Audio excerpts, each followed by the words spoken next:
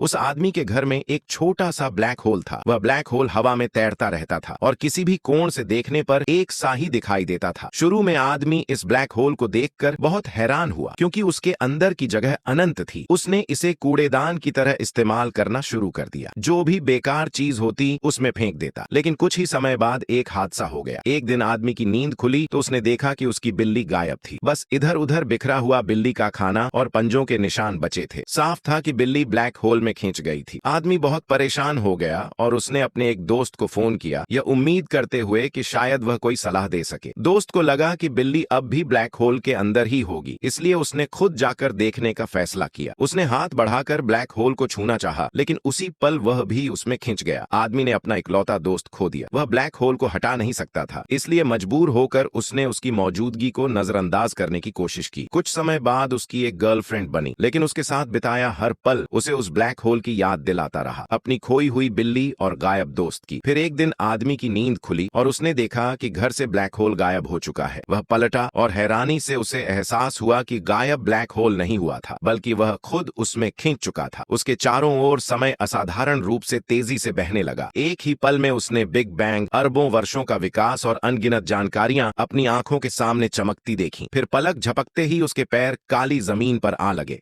वह उस सारे कचरे से घिरा हुआ था जो उसने कभी फेंका था, और वहीं उसकी खोई हुई बिल्ली भी थी। वह पूरी तरह उलझन में पड़ गया। उसके मन में एक ही सवाल था, उसका दोस्त जो उससे पहले ब्लैक होल में खींच गया था, आखिर वह कहाँ गया।